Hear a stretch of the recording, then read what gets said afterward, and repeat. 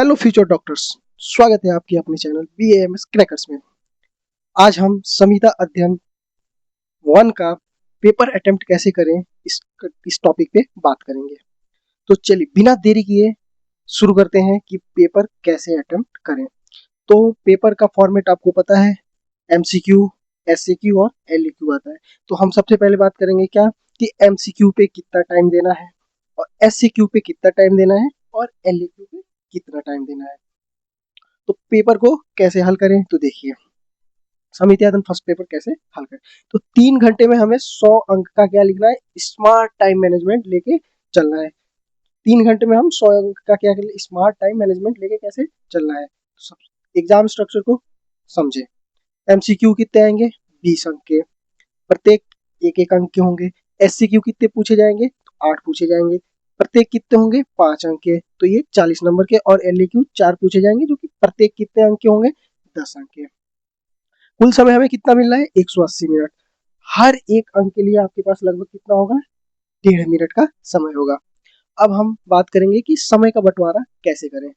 तो जो MCQ है उसे हमें कितना टाइम देना है, तो 15 से 20 मिनट।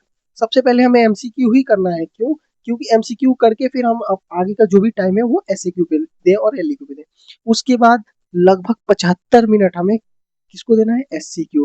कितने, तो पर क्वेश्चन कितने देने हैं हमें, 9 मिनट प्रति प्रश्न के। उसके बाद LAQ को भी हमें कितना, 75 मिनट देना है। तो 18 से 19 मिनट प्रति क्वेश्चन का हमें LAQ पे टाइम देना है।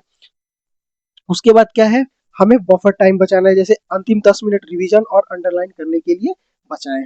अब हम बात करेंगे कि पेपर कॉपी में प्रेजेंट कैसे करें।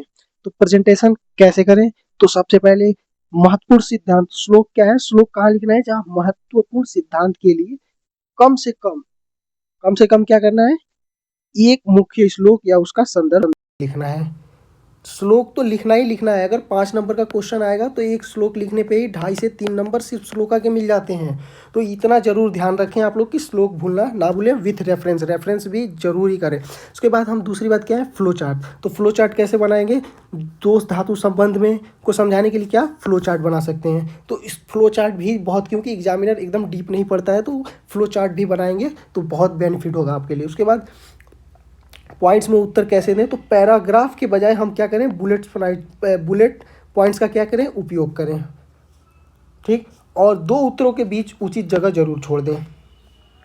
अब सफलता के मंत्र क्या हैं, तो जो गलतियां बहुत बच्चे करते हैं वो गलती नहीं करनी है। क्या, किसी एक प्रश्न पर बहुत अधिक समय नहीं लगाना है। अगर क्वेश्चन समझ में नहीं आ रहा है तो उस पर ज़्यादा समय नहीं देना है, उसको छोड़ के जो क्वेश्चन आ रहा है उस पर चले जाना है। फिर बाद में आके आप उस क्वेश्चन को दोबारा अटेम्प्ट करिए। यदि श्लोक का याद आपको नहीं आ रहा है, श्लोक याद ही नहीं आ रहा है, तो क्या करना है, उसका अर्थ हिंदी या इंग्लिश में स्पष्ट लिखें, अच्छे तरीके से प्रेजेंट करें। उसके बाद क्या करना है, सीक्वेंस वाइज। सबसे पहले क्या करना है, सीक्वेंस वाइज, मतलब अगर SAQ कर रहे हैं तो SAQ के 1 से लेके 8 तक के क्वेश्चन करने ही है। ये नहीं कि यहाँ SAQ कर दिया उसके बाद पहला क्वेश्चन SAQ कर दिया उसके बाद LAQ कर दिया। तो इस बात का जरूर ध्यान रखें, इस बात का क्या करें, जरूर ध्यान रखें। उसके बाद हाँ, सबसे बड़ी बात है कि स्टे और काम रहें, मतलब घबराए नहीं, शांत मन से याद किया हुआ बेहतर याद आता है। तो शांति से एकदम चिल मूड में होके अपना कॉपी लिखें जितना याद आ रहा है। और उस समय घबराना बहुत आपके लिए ख़राब हो सकता है, आपके पेपर में आपको दिक्कत पैदा कर सकता है। तो बिल्कुल घबराए नहीं, एकदम शांत रहें, बढ़िया से कामनेस होकर अपना कॉपी लिखें, अच्छे तरीके से थोड़ी राइटिंग अच्छे से बनाएं। तक के लिए बने रहिए आपके अपने चैनल BAMS क्रैकर्स के साथ। आपको परीक्षा के लिए ढेर सारी शुभकामनाएं and all the best. Hope आप बहुत अच्छे से लिख के आए और बढ़िया तरीके से पेपर को प्रेजेंट करके आए और बिल्कुल घबराए ना। All the best.